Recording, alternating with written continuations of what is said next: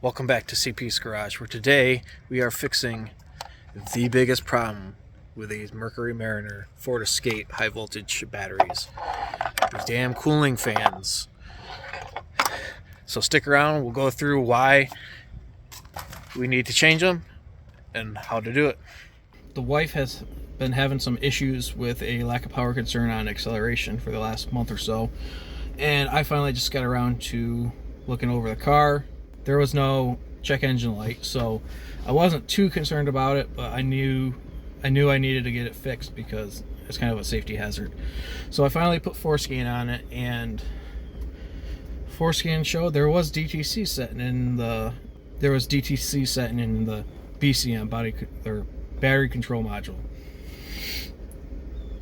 Come to find out, it's one of the most common DTCs on these vehicles. These vehicles have tendencies to have problems with the cooling fans and the battery pack. Basically, it kind of goes into a limp mode. It doesn't allow the batteries to be fully used. And once the battery hits a temperature of 140-ish degrees, the car will be shut off. You get the wrench light, you get the stop safety now message, and so on. So most of the time, people will tell you to go check the filter, check the AC system. Well, this DTC is specifically for a circuit code, period. So anyways, as soon as you put this DTC in PTS, immediately a TSB comes up. And I will show you the TSB now. And right after that, we'll go to forscan and I'll show you the DTC. And I'll actually show you how I found out about the TSB. Just so you know, as of right now, on October 7th, these things are back ordered with no ETA, and there's 7 or 8 dealers in the country that have them, according to dealer to dealer.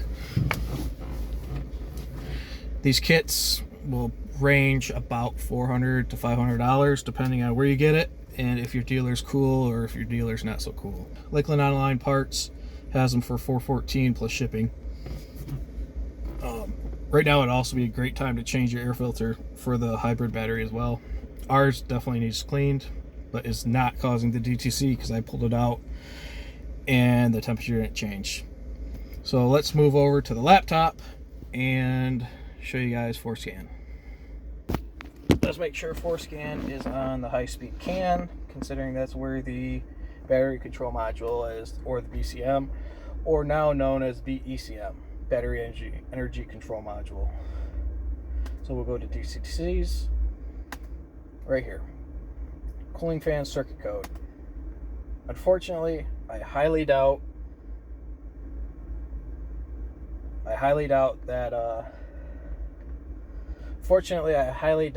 an AC problem or a restriction is going to cause that code, just for the fact that it's saying this is a circuit code, period. There is an overheat code for the battery, which would be more likely be caused by AC concerns or a blockage concern, which we don't have here. So you can see we can reset the modules, reset and clear the codes, and they come right back as soon as we turn the key on.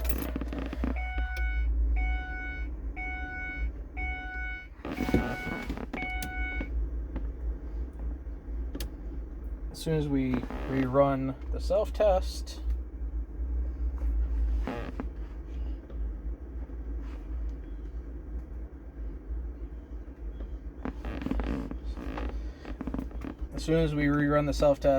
the DTC is back. So we know we got a problem there. Next step is to fix the problem, and we can even monitor it right here. If we go to the BCM, we press play, we can see that our exterior temperature is 91 degrees. Our evaporator temperature is 70 degrees because the car was off, but it will be going down here in a second as the AC gets going, and we can see that our battery temperature is way over our evap temperature.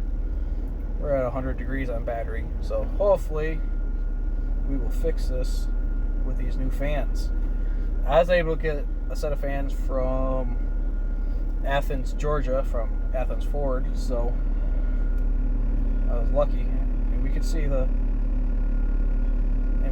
evap temperatures going down once the AC actually kicked on back there. This will get down to like 36 degrees ish.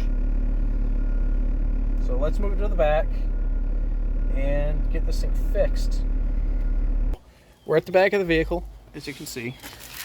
We got a set of instructions for this kit because there's nothing in the workshop manual for it. We have the receipt. As you can see, this is what I paid for it. And there's the part number if you need it. I'll also show you the TSB. So what do we get in this kit?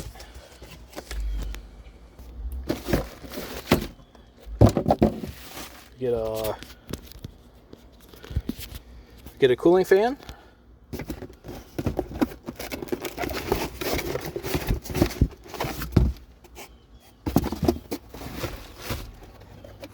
And we get a second cooling fan, some fuzzies and some zip ties.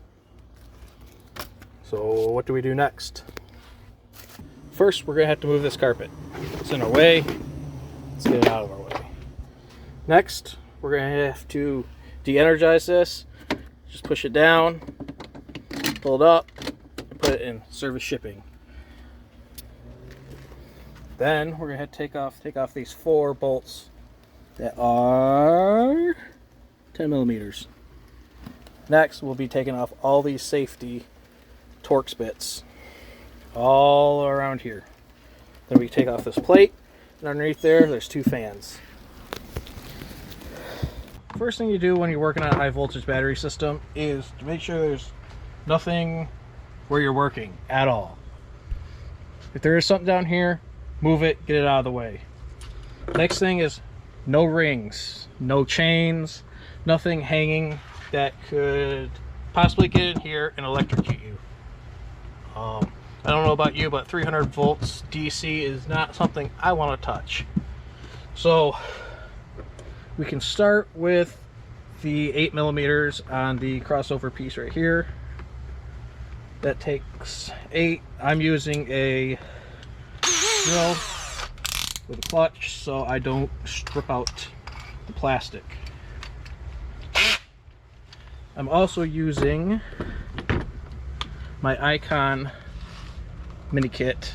It has all the bits that we're gonna need. It has a 1/4 to 1/4 inch socket adapter, and it has the T30 security Torx that we need to take off these bolts. On my particular vehicle, there's only 1, 2, 3, 4 bolts. But there is a spot that looks like there's supposed to be a 5th one, but it's not there. Like I said, keep all metal away from the battery area when you're working on this thing. This just pulls up and out. There's the duct. I personally just put the bolts on the bumper so they're out of the way. Get the socket we dropped. Now we'll take our security Torx and adapter, put it in the drill, and we'll put it in the drill. Alright, nothing in there. We'll put our adapter in the drill, and we'll just take out these security bolts. Maybe. If I don't drop the socket like I did.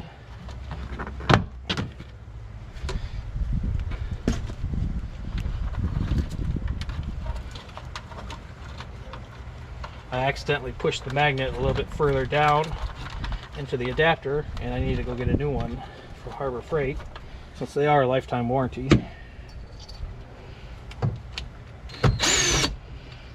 Remember, just put the bolts either in like a cup, cupcake tray, anything anything to keep it out of the battery area. I'm just kind of sitting them on the bumper out of the way.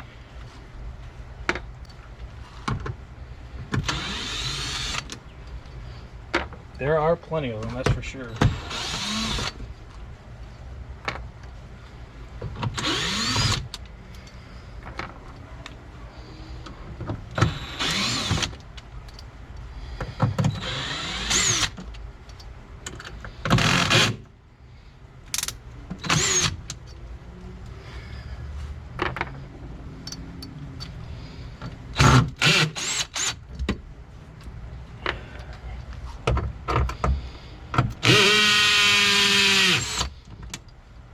Clutch position 13, they seem to be coming out a little hard. So I think that's probably where I'll put it when I put it back in.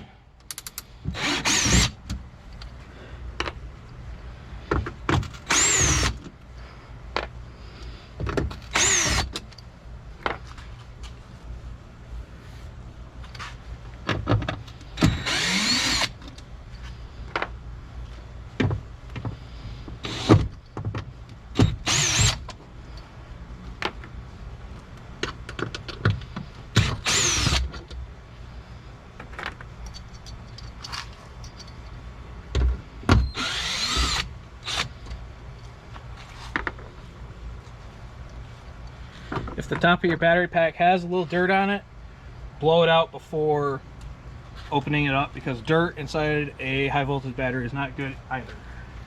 We got a Milwaukee leaf blower.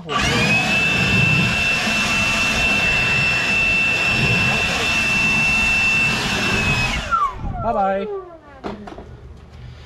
Got a leaf somehow. All right. So you want to kind of lift up.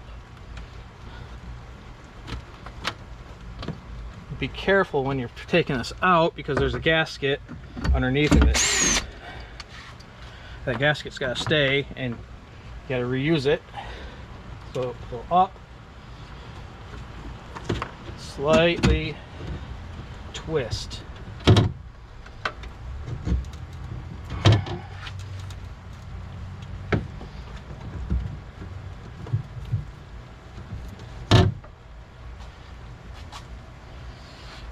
It may also help taking out this bolt right here. Give you a little more room to work.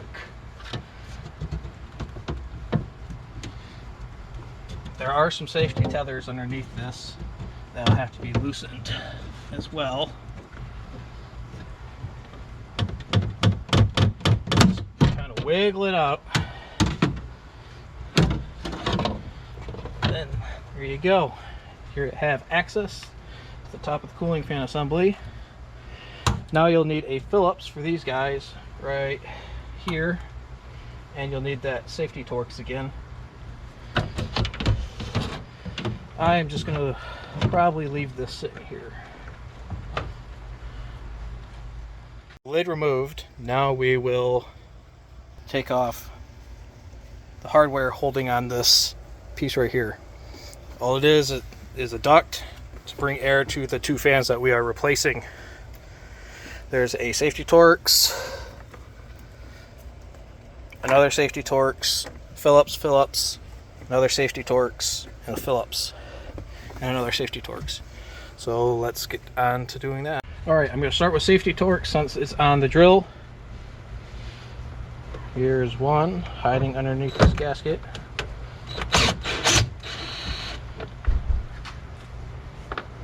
Here's another one.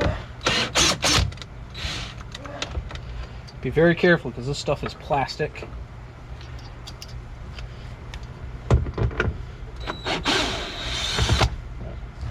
Another one. And another one.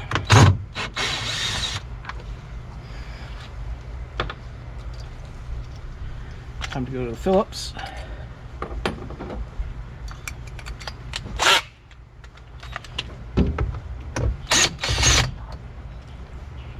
One, two,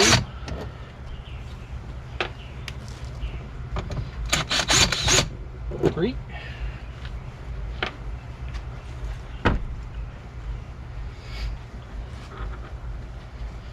Now these fan assemblies should be loose. Next thing we need to do is cut zip tie, zip tie, zip tie, and zip tie. Use a small pair of side cutters. I got mine from my 3D printer. Cut. Cut.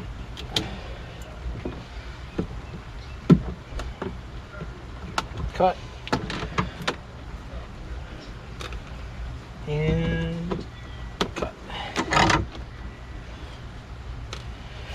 Remember where these wires are routed, because you want to put them back where they were to ensure you don't have any vibrations or noises. I'm just going to lay that up over there, out of the way. And now we can see our 2 cooling fans we're going to be replacing. So these are going to be 10 millimeters. There's going to be 4 10mm bolts and a ground that you'll have to take off. There'll be 4 bolts per fan and a ground.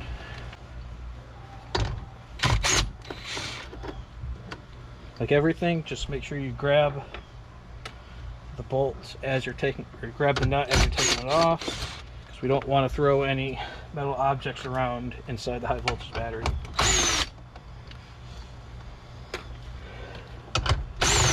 Of course, always wear insulated shoes. Today we are wearing insulated Crocs.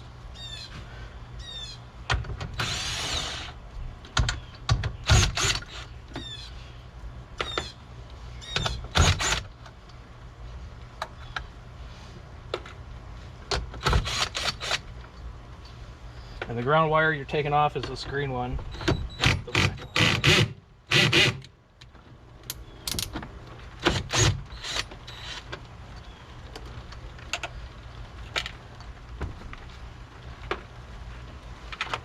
So now that the cooling fans are ready to come out, they should go up, pull out something. Now that the cooling fans are loose, we got one more thing we gotta do. We gotta pull out these stands, these little tiny stands. And that you can see they got foam on it, but in Florida they destroyed it. So we'll see if that foam kit comes with new ones. Just kind of lift up on the tray and it should be fine. And the fan should come right out.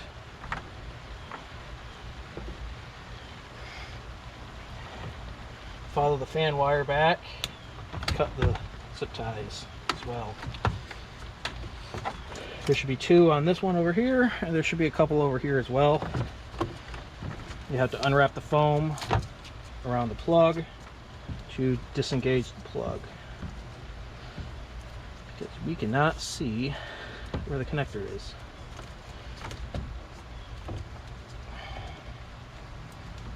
We got a red safety plug, then we can push down on it. And it should come right out once you cut the foam off.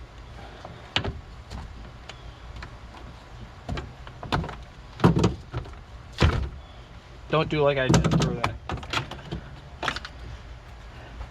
One fan out. Time to get the next one.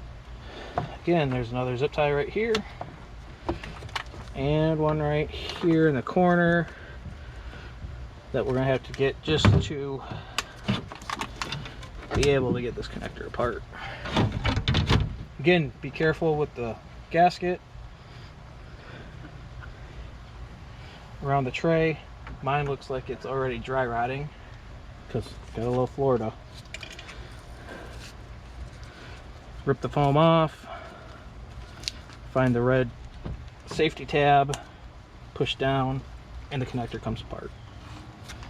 Make sure you cut the foam off or you'll never get it apart. The other fan pulls right up and out. Right now is a great time to vacuum out this area if you need to. So it's time to put the new fans in.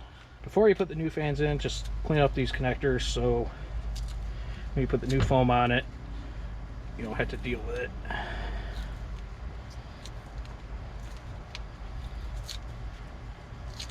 The glue should pretty much just come right off.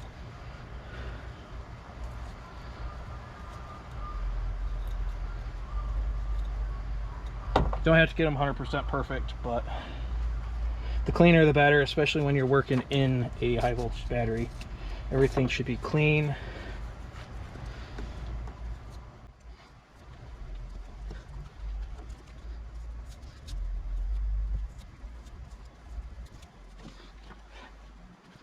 This is definitely not my first rodeo when it comes to these cooling fans. It was a pretty popular repair when these things were still under warranty.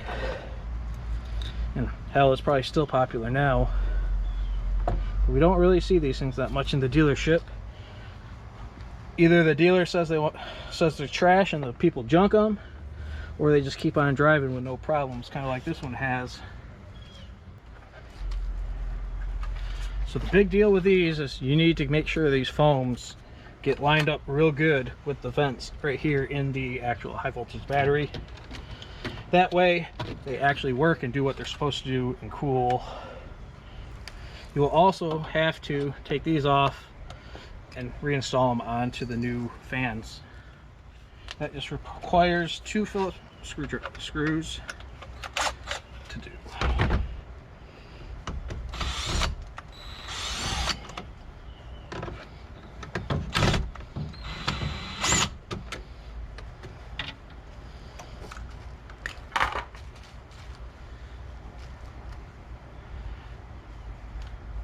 The new package does not come with new foam for these, unfortunately.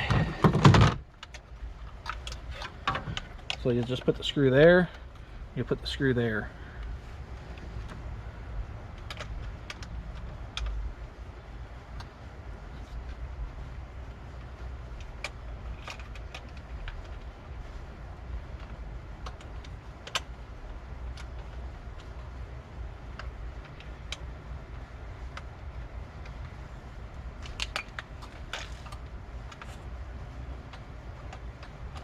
Remember, these are just plastic.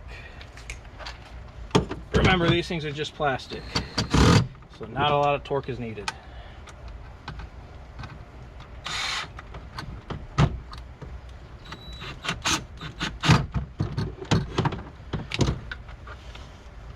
Just enough to get it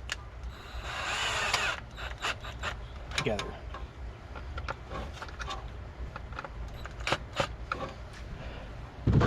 So we'll start with this side. Just kind of aim it in, route everything the way it should be. Push in, verify it's in. We can get our peg, which it does come with new foam for the top of our pegs.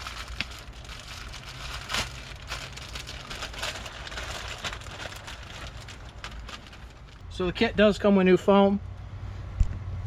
Kit comes with new foam. We'll replace this. It's dry rotted nasty.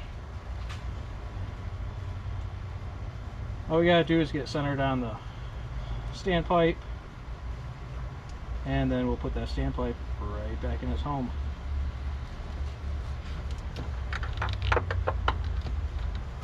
That standpipe just basically holds the seal right here together. The other standpipe.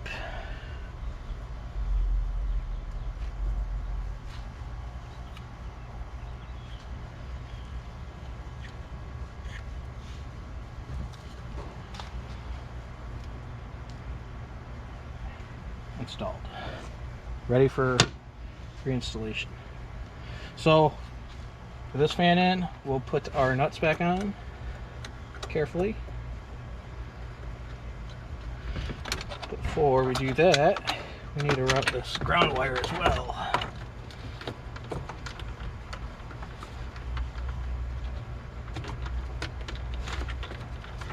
Route it right here. Then we can put our nuts back on.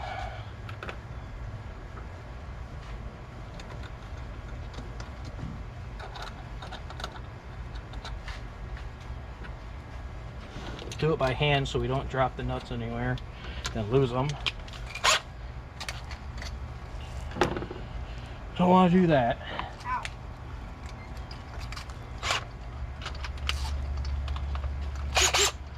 Now we'll put this on, let's say 13 for torque.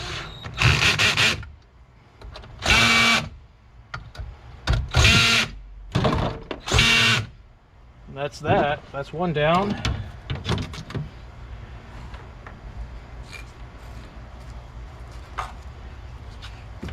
We'll take the other fan apart.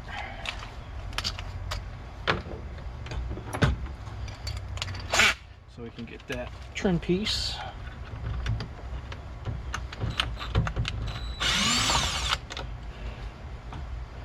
We always want to try to work outside of batteries, so having a table beside you would probably be the best bet.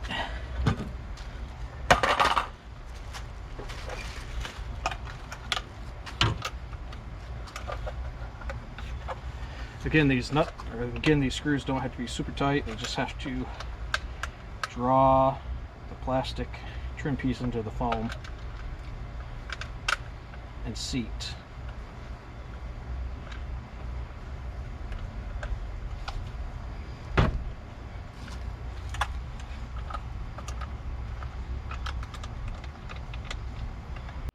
The plastic together right there. That's it. Then do it again on this side.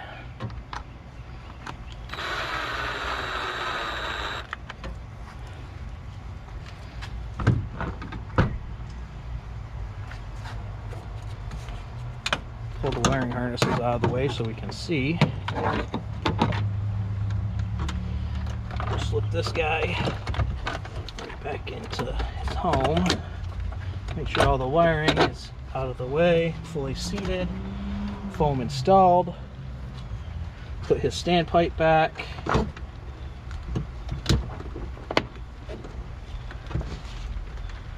Then we'll put our nuts back on by hand first. Again, we'll make sure our ground is properly routed.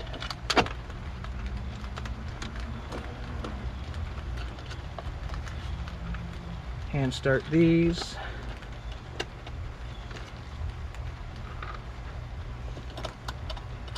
Hand started. Hand started again. We'll switch back to our 10mm socket. Clutch setting 13 on this Bauer Harbor Freight cheap owned grill that has survived.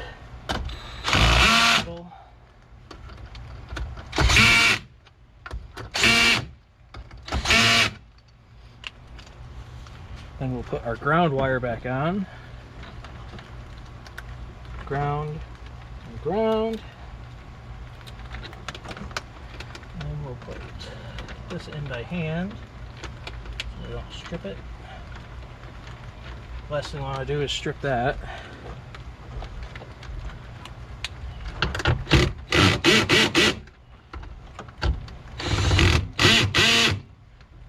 Ground is on and tight. Just clear these connectors of the zip ties so we can get new zip ties in there. Make sure our battery area is clean. There's zip ties out of the kit.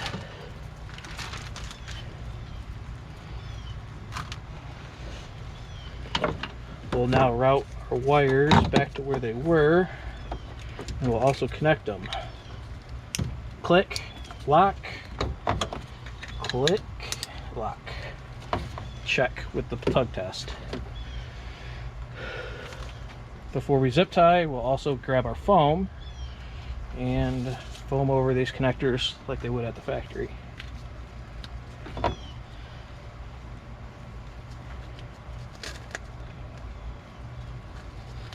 Just roll it over it like so. That's it. Give it a squeeze. Same thing with the other side. Peel it off. Start down there. Try to get it on both sides of the connector so it's not rattling around. Foam over. Give it a squeeze. Perfect. So now get our zip ties in place. There's just little white tabs that's mounted onto the battery case. Run the zip tie through it. Lightly do the zip tie until we have everything mounted how we want it.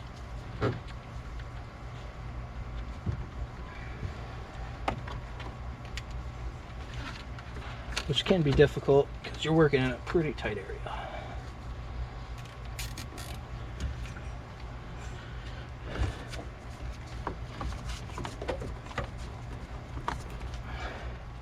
This is the time where you want to check your picture and make sure your routing is correct. Now that we checked our pictures, we're going to tighten down now that we checked our pictures, we can put in the last 2 zip ties because we know where they go.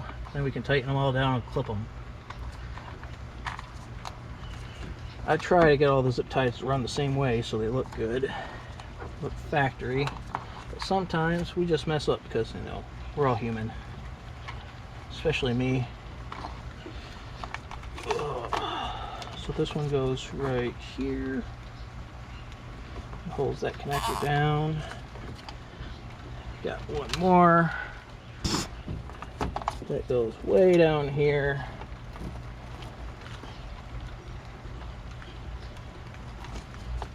That gets this bundle of wires.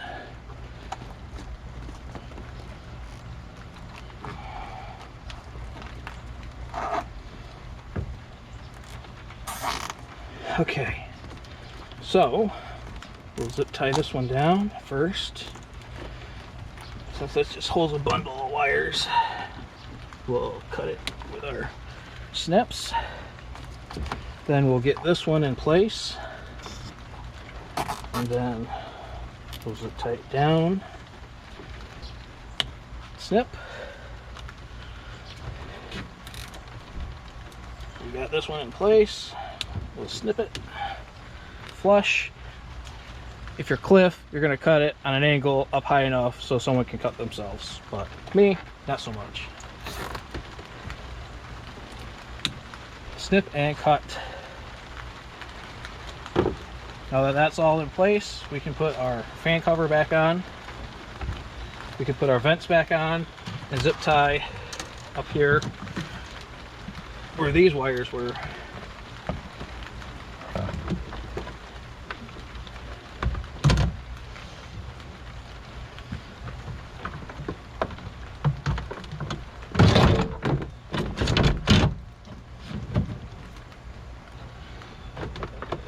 Kind of gently slide this down into place.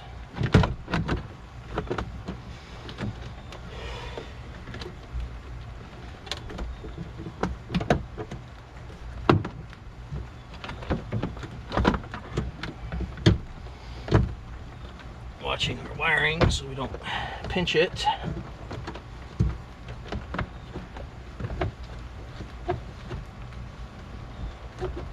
Make sure everything looks good. All our bolt holes line up. Our fan holes line up. So we're not pinching them.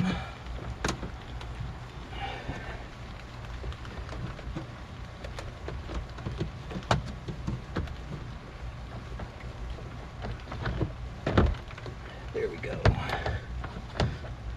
Pretty happy with that.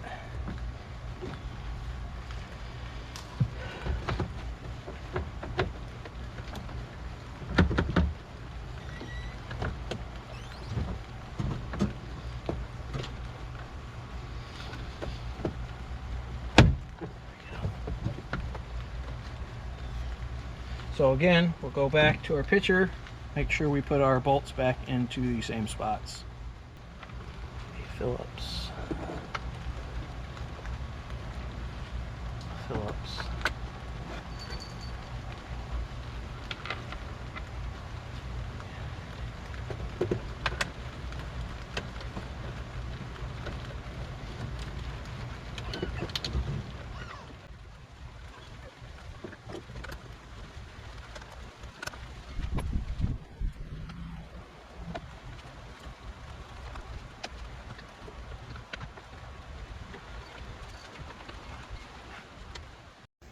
Alright, we are back. It just stopped raining. As you can see, it is nasty wet on the ground.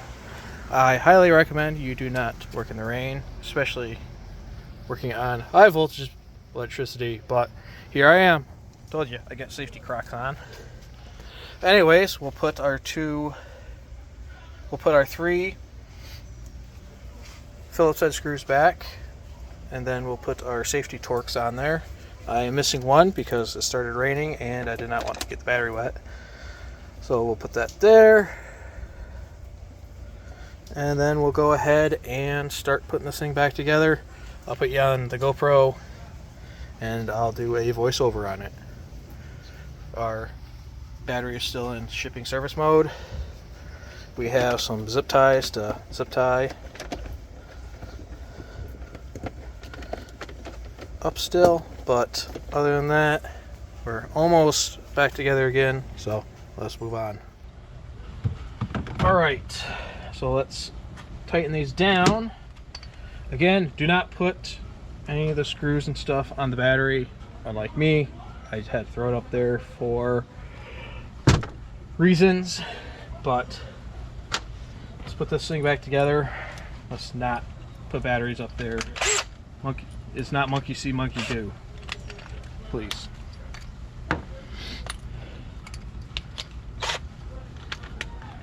So we'll start with Torx. The Torx security Torx first. The 13 setting on it seems to be just about perfect on this thing. Don't feel it pulling the plastic, and they seem to be tight. So the security Torx are on. We'll switch to Phillips, which I'm just using a Harbor Freight Phillips from the screwdriver. These don't hit with full power, just kind of slowly ease them on, because they seem to be different than the Torx screws. They don't need a lot of torque either, so there's that. Okay, we'll zip tie. Route that like that. We'll put a zip tie right here.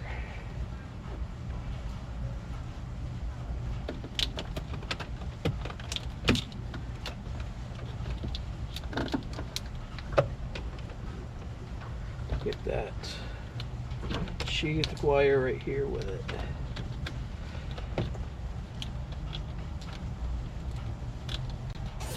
This zip tie right here.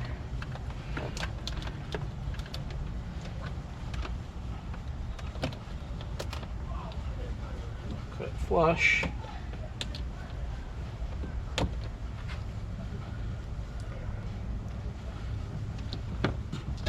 Put another zip tie right here and cut it flush as well. You could probably add another couple zip ties if you wanted, right here to keep the wires, but they didn't give enough, so I don't have any extra that's this size, so we'll work with what we got. Now that this is all back together, we get to slide this panel back in. But first we need to make sure the seal is fully in the track, because if it's not, we will damage it, like we did when we took it apart. We're going to start over here, or attempt to anyways, lift up on the case and try to slide this under this piece without damaging the seal across the top of this. This may take a little finesse to get it under there, but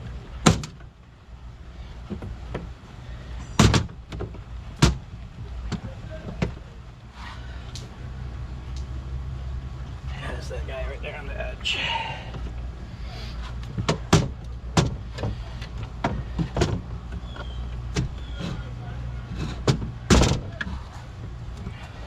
It's the guy right here where this tether is that's holding this up, but we can get it under there. It's just going to take a little work, just a little work, but we can get it. We just got to be careful not to damage the gasket. There we go. Seen that? Just kind of lift up and wiggle it until it falls in. We can lift up on this, make sure our rubber gasket is still in spot, and it is. Now we can put all these security Torx backs in, start them by hand, then run them in with our bit driver at the clutch setting 13.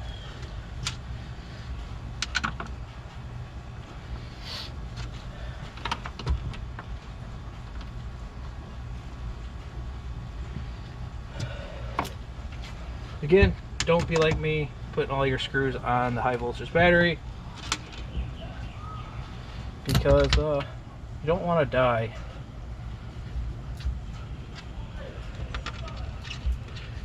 "300 volts is not something I want to feel in my lifetime, and it's sure not something I want to see either. I've seen enough high voltage battery accidents that didn't hurt anybody but hurt parts. I don't want to see someone get hurt while working on one of these. If you don't feel safe doing it, bring it to me. I'll do it. It's not a big deal. It's about an hour job. Taking your time and not worrying about anything. On your first time anyways.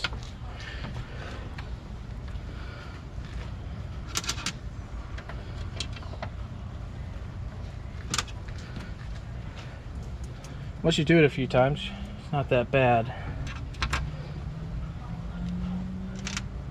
As long as it doesn't rain on you like it did on me.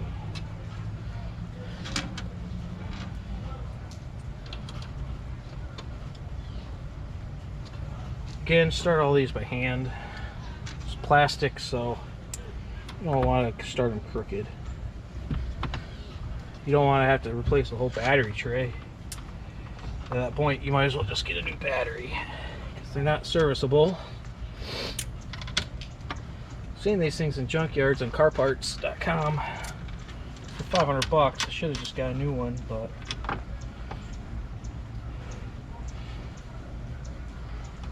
it's still cheaper to just replace the fans at this point. The battery's still good. Sometimes it likes to die overnight, but I don't know if that's because we forget to turn off the baby camera, or if it's got something in the diagnostic port, or maybe it's just the high voltage battery going bad. Who knows? But we're going back together.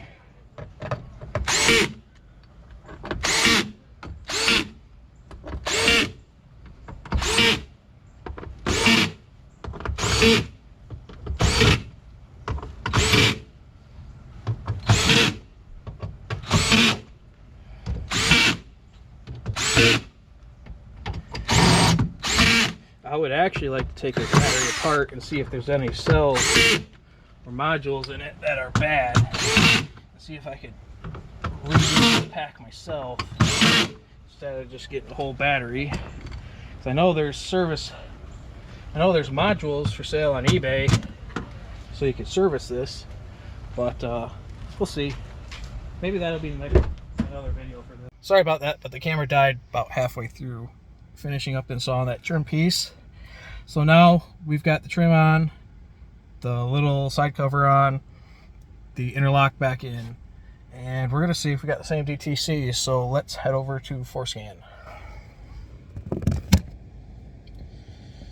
So keys on, we're going to reset and clear. We're going to follow the prompts on forscan. Switch it over to MS CAN. We're going to cycle the key. We're going to hit OK. We're going to switch it back to HS CAN. Hit OK.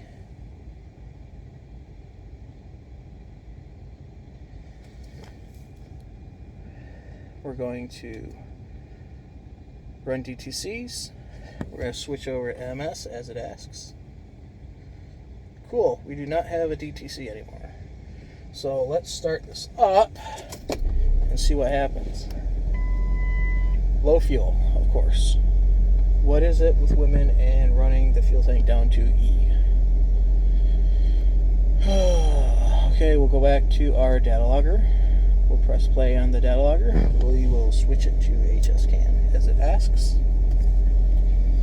And we'll see what happens to battery temp. It may take a minute. As you can see, our evap temp is still showing 61 degrees, with outside temp being 77. Evap's going down.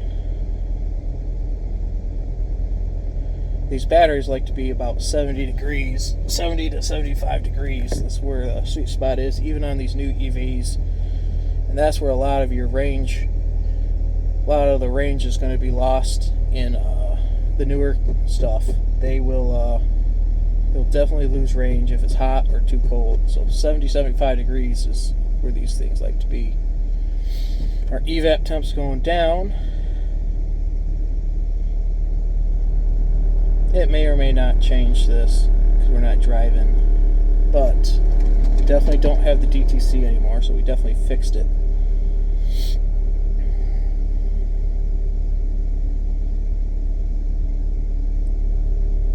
We definitely don't have an evap problem. So we'll let this sit for a minute and see if it decides to turn the fans on.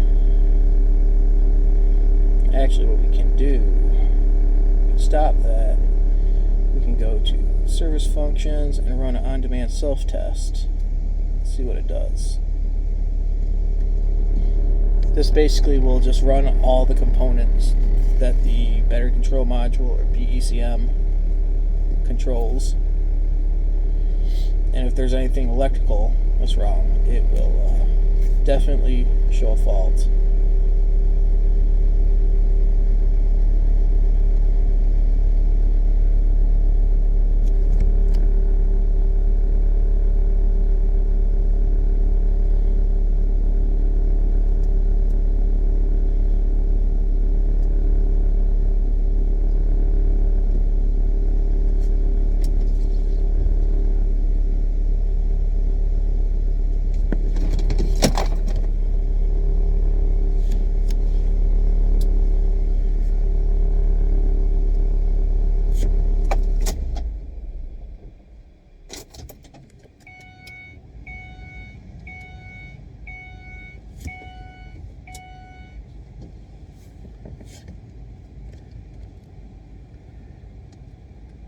No codes yet.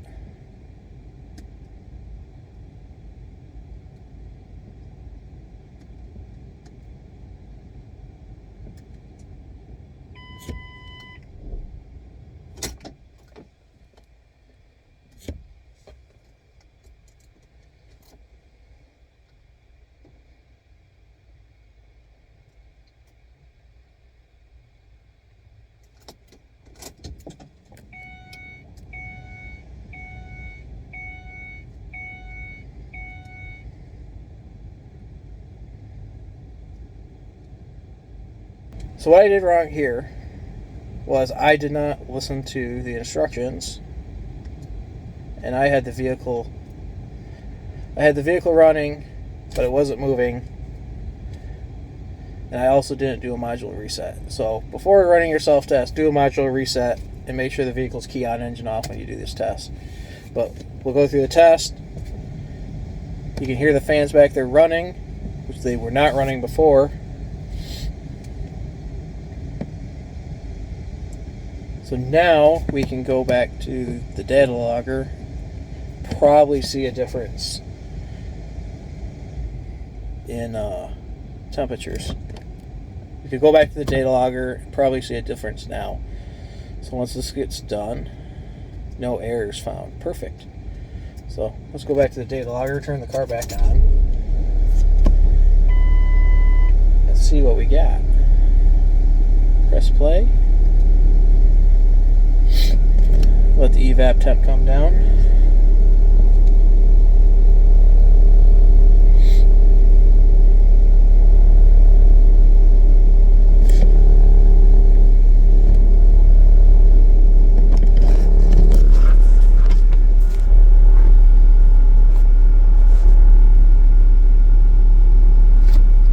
Let's see if we got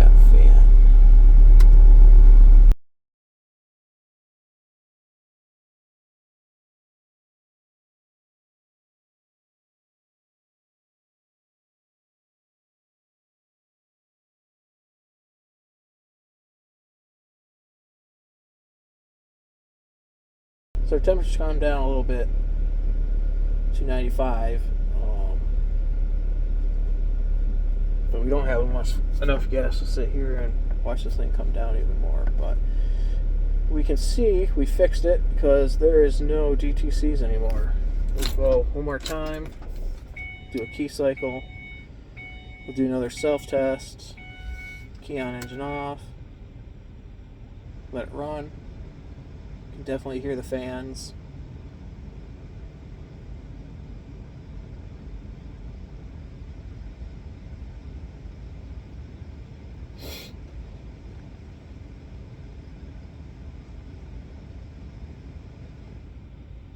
Test completed, no DTCs.